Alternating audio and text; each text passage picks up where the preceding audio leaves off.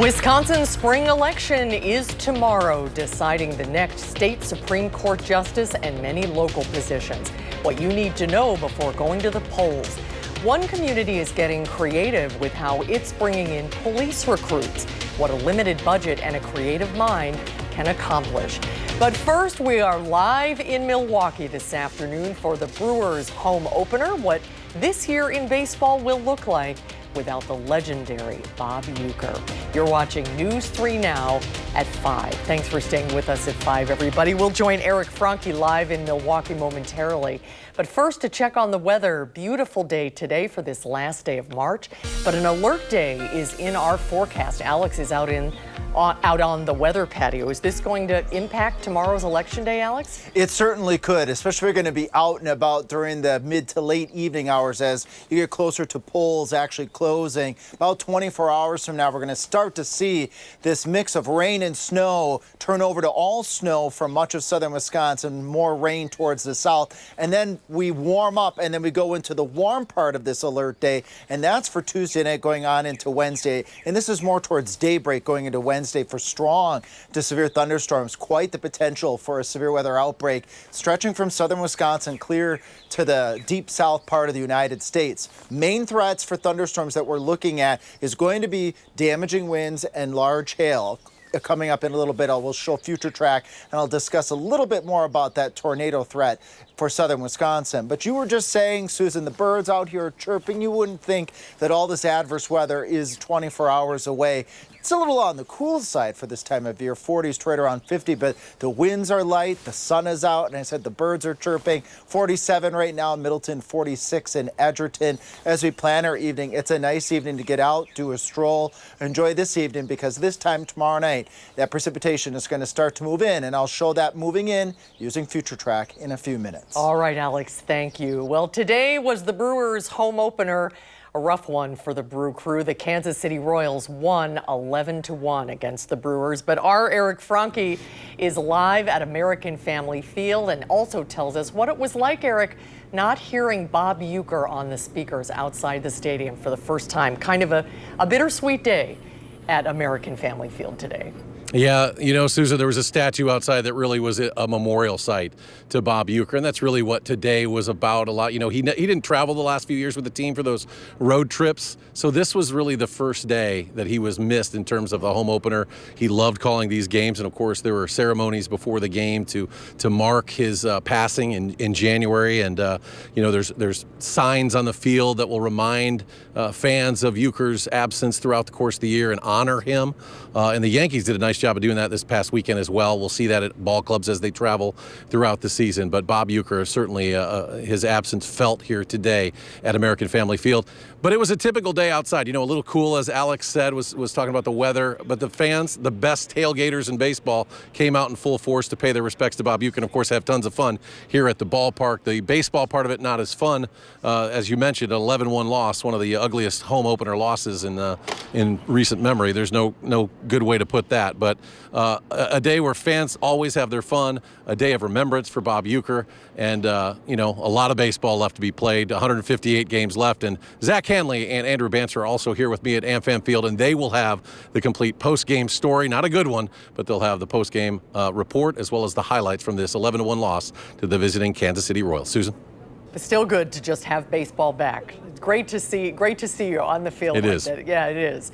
Good job out there, Eric. Thank you. And we will be broadcasting 9 more Brewers games on Channel 3 and Television Wisconsin throughout this season. And you can find the dates and the times for all of those games on our website at channel3000.com. The Department of Natural Resources has released new data on Madison's urban forest, revealing the crucial role that trees play in the city's environment. The study found that large trees provide the majority of benefits like air pollution reduction and stormwater management, even though they account for less than 10% of Madison's trees. Trees in the city contribute an estimated $11.5 million in annual benefits. However, invasive species like buckthorn threaten the health of native forests. The research is part of a long-term monitoring project with statewide results expected next year. Governor Tony Evers has announced $2 million in flood resilience grants to help Wisconsin communities get ready for future flooding. A $250,000 grant will be used in Dane County to restore wetlands along Black Earth Creek and $187,000 for countywide stream crossing inventory. Officials say investing in flood prevention now will save communities from costly damage later. A local police department is getting creative while saving money on a new recruitment video. Our Kyle Pozorski shares how Oregon police made it happen. Making a recruitment video for the digital age can cost a lot of money. So how do you do it while being frugal? As it turns out, doing it yourself is a good option. It was really nice to allow him this opportunity. About a year ago, Sergeant Jordan Colson of the Oregon Police Department undertook a project to create the video you're seeing here. I'm Jennifer Pagenkopf, Chief of Police. Complete with a voiceover from Chief Pagenkopf, beauty shots of the village, and what recruits of the police force may experience if they get the job. The ideas that went behind it is that law enforcement's changing, and so as a department, we want to change with it to meet people where they're at. And a big way to do that is on social media now. The chief saying so far it's gotten good reception and is a great example of a way to keep the department's budget under control. Not only did it save us a lot of money, because we're really trying to be careful with where we're spending money right now, but the outcome of the recruitment video has been great. If they were to go through an outside firm, the cost would range anywhere between $1,000 to $10,000. Even something as simple as $2,000, $3,000, that's money we can allocate towards training, equipment. Sergeant Colson says that beyond getting to work on something he enjoys, his hope is to show the department in the best light. And I hope that people have pride in the department, and this helps reflect that. In Oregon, Kyle Pozorski, News 3 Now. Kyle, thank you. The Village of Oregon will vote on an operational referendum in tomorrow's election, and if passed, it would allow for the hiring of 3 additional police officers, requiring more recruitment work.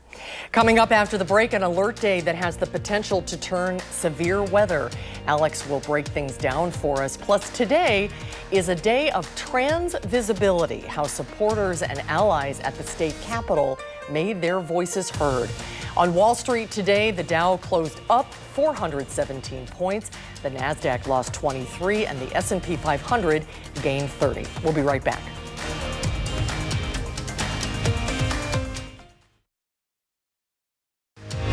You're watching News 3 Now at 5, moving forward. Today is the International Transgender Day of Visibility, a day dedicated to celebrating the transgender and non-binary community. Our Meryl Hubbard shows us how local leaders and community members are coming together to raise flags and awareness in downtown Madison. We fly the transgender flag because our city respects individual rights and rejects hate. Mayor Satie Rhodes Conway stood alongside Alder Dina Nina Martinez Rutherford. We are here, we are powerful, and we are worthy of joy, dignity, and love. She's the first openly trans leader on the Madison Common Council and says she wants to instill joy into a community that's been facing opposition from the federal government. If we're not pulling each other closely in times that are hardest, then we have nothing. Transgender Day of Visibility is bringing members of the LGBTQ+ community and local leaders together, from a flag raising at the Madison Municipal Building to a meeting at the state capitol. But due to the shifting legal landscape at the federal and state level, the timing of this bill to explicitly add legal protections is critical to ensure that our transgender and non-binary communities are protected going forward. Senator Mark Spreitzer and Senator Melissa Radcliffe introduced a package of bills related to trans advocacy. One of those bills aims to protect the privacy of individuals who are pursuing a name change to match with their gender identity. This bill will add trans and non-binary people to the list of those who can request a confidential name change under state law. Under this bill, those who want to change their name to escape situations of domestic violence could still do so and remain confidential. Both senators say they do not anticipate support from Republicans on this legislation and that the resolution has been put forward in previous sessions. Reporting in downtown Madison, I'm Meryl Hubbard, News 3 Now. Thank you, Meryl. CDC leaders ordered staff not to release their experts' assessment showing the risk of catching measles is high in areas near outbreaks where vaccinations are lagging. That's according to internal records reviewed by the nonprofit organization ProPublica. The agency's plan to roll out the news was stopped. It would have stressed the importance of vaccinating people against the highly contagious and potentially deadly disease that has now spread to 19 states. A CDC spokesperson told ProPublica the agency decided against releasing the assessment, quote, because it does not say anything that the public doesn't already know. She added the CDC continues to recommend vaccines as the best way to protect against measles. Meanwhile, a top vaccine official at the FDA has resigned. Dr. Peter Marks referred to Health and Human Services Secretary Robert F. Kennedy in his resignation letter, saying Kennedy, quote, wishes subservient confirmation of his misinformation and lies. Marks is the director of the agency's Center for Biologics Evaluation and Research. The department is responsible for assuring the safety and effectiveness of vaccines. Marks had a key role in carrying out Operation Warp Speed, which was the government's COVID-19 vaccine program. Now turning to the weather. It's April Eve today. It's not a bad day out there. Nice to see the sun, but some changes on the way. Changes on the way. And with April comes the potential of severe weather, and it seems to be coming earlier and earlier these years. We have severe weather potential Tuesday night, late towards daybreak, going on until Wednesday. So let's get through this alert day set of conditions together. We'll break it all down here. The main threats that we're looking at, winds and hail. So damaging winds, large hail, as a warm front moves closer towards southern Wisconsin and potentially through parts of southern Wisconsin. Level 1 risk north and west of the Dells on Wednesday. Level 2 for Madison. Level 3, that's getting up there closer to that level of 4 and 5 from Janesville, Beloit, and points towards the south and towards the east. And then it all starts off as snow. Just goes to show you spring in Wisconsin. We could have wet, heavy snow, strong winds between 6-7 o'clock tomorrow night. That continues for areas Dells and points to the north as we head towards midnight on Wednesday. Look at towards the south and towards the west. This is all green. Thunderstorms break out by the time we get to 6 o'clock in the morning, where you see the heavy green and some of the yellows. That continues into Wednesday. And I want to call out, if we keep seeing showers and thunderstorms during the day on Wednesday, provided we don't get very many breaks, that actually could be a good thing because that holds down on temperatures, which I'm going to show you during the 6 o'clock newscast. If that holds down on the heat some, that will help to reduce the severe weather risk for redevelopment, which is still possible late Wednesday going on into the early part of Wednesday evening, and then it's all out of here by the time we get to 10 o'clock at night. So 7 p.m. approximately Tuesday, going all the way to, or 7 p.m. Tuesday, going all the way to 7 p.m. on Wednesday. That's that time frame for alert day conditions.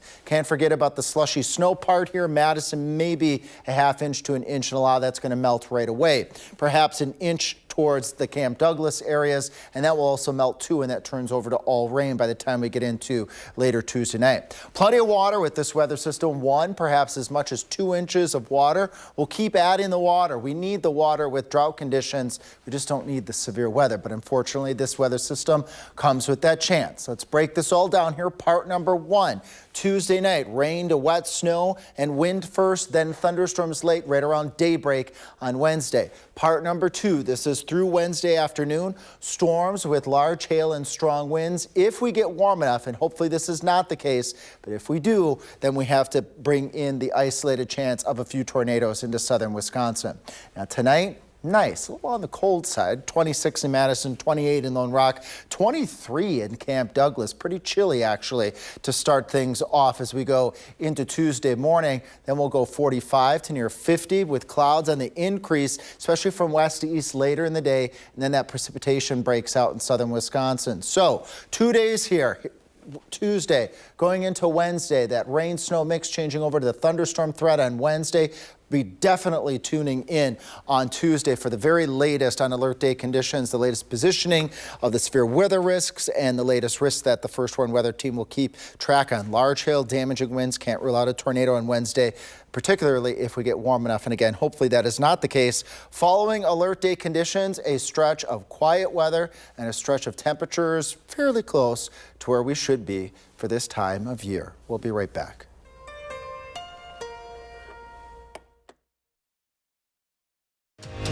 You're watching News 3 Now at 5. Both candidates for Wisconsin's Supreme Court made trips to Madison on the eve of the spring election because Dane County will play a vital role in tomorrow's election. Dane County has the third largest number of Republican voters in Wisconsin, looking at just the raw vote totals.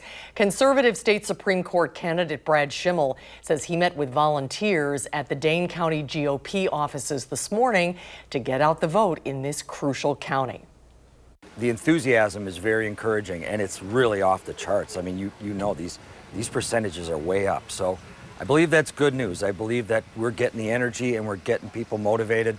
That's what I've been trying to do this whole way.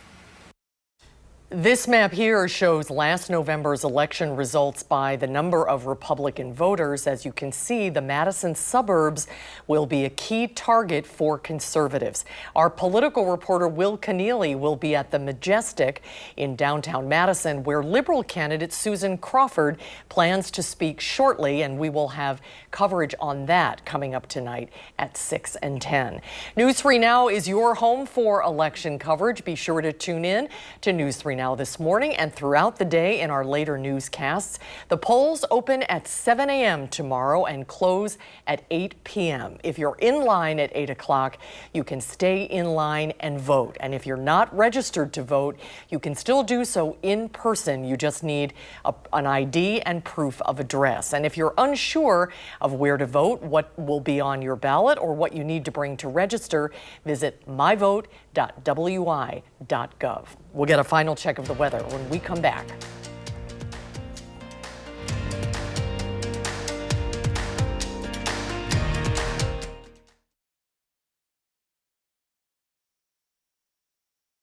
We take a swing at a new debate among fans of the national pastime. Will a baseball bat shaped like a bowling pin change the game? And in our Eye on America, Skylar Henry returns to North Carolina to check in with a radio station that's delivering aid and hope to communities struggling after Hurricane Helene. That's tonight on the CBS Evening News. And then coming up at 6, a jewelry heist where thieves got away with $1 million in merchandise. We'll hear from the store owner and police about how this happened. Alex is here with a final check of the weather. Nice evening tonight, but you might need your umbrella when you head to the polls tomorrow, you think? Indeed, yeah. Enjoy tonight, tomorrow, as we go throughout the day. Once we get into the evening hours, Susan, and southern Wisconsin, 6, 7 o'clock and beyond, rain, wet snow is going to take over. It's going to get really windy, too, so you will want that umbrella, but you may struggle a bit with that umbrella with the wind. Then thunderstorms form late in the evening hours, more likely towards daybreak as we go into Wednesday. So this is part 1. Here's part 2. Through Wednesday afternoon, hail and strong winds. We cannot rule out an isolated tornado depending on how much warmth we get into southern Wisconsin. So tune in tonight at 6. I'm going to show you those temperatures that we expect on Wednesday, and then we'll continue to use Future Track as well. First day of April already tomorrow. Can't believe it. Thanks for watching, everybody. Hope to see you back here at